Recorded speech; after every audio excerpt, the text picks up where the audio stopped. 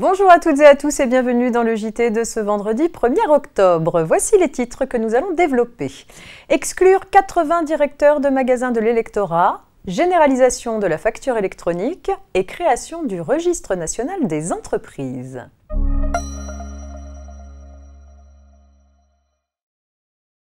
Un contentieux de longue haleine oppose une enseigne de la grande distribution à un syndicat sur la question de l'exclusion des dirigeants de magasins des élections professionnelles.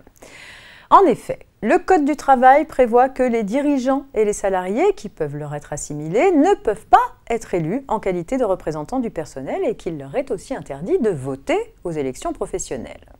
Dans cette affaire concernant la mise en place des CSE en novembre 2019, la Cour de cassation a estimé que 80 directeurs de magasins, soit 30% de l'effectif du collège cadre, étaient considérés comme assimilés à l'employeur et donc radiés des listes électorales.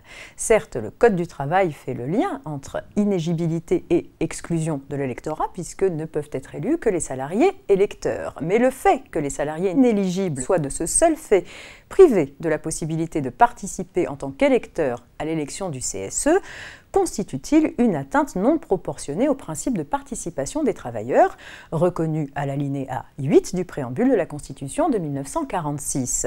L'exclusion de l'électorat ne devrait-elle pas obéir à des critères propres? Voilà la question prioritaire de constitutionnalité que la Cour de cassation a transmise au Conseil constitutionnel.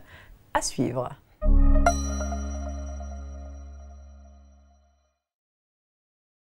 Déjà applicable aux transactions réalisées avec des fournisseurs du secteur public, la facture électronique est appelée à se généraliser aux entreprises assujetties à la TVA entre 2024 et 2026.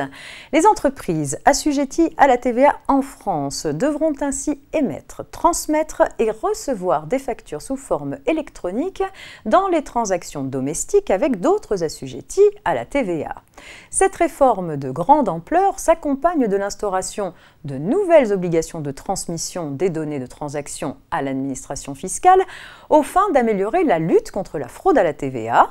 L'ordonnance publiée le 16 septembre dernier prévoit les modalités pratiques de ces nouvelles obligations qui pourront, au choix de l'entreprise, être effectuées via une plateforme de dématérialisation partenaire de l'administration ou via le portail public Chorus Pro qui assure déjà l'échange dématérialisé des factures du secteur public. Ce dispositif se déploiera selon un calendrier qui a été modifié par rapport à celui prévu initialement. Ainsi, les obligations de facturation électronique seront imposées à compter du 1er juillet 2024 en réception à l'ensemble des assujettis et en transmission aux grandes entreprises à compter de cette même date.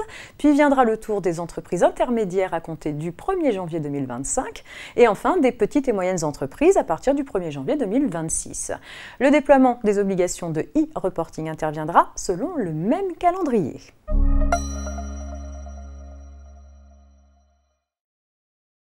Habilité en ce sens par la loi Pacte du 22 mai 2019, le gouvernement a instauré par une ordonnance du 15 septembre 2021 un registre national des entreprises à compter du 1er janvier 2023. C'est auprès de ce registre que toute entreprise exerçant une activité sur le territoire national aura l'obligation de s'y matriculer et de renseigner tout au long de son existence l'ensemble des informations et pièces relatives à sa situation.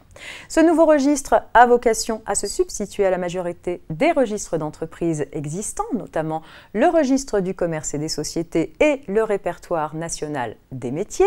Sa création laisse néanmoins subsister le répertoire Sirène tenu par l'INSEE ainsi que des registres tenus dans les départements du Bas-Rhin, du Haut-Rhin et de la Moselle et dans certaines collectivités d'outre-mer.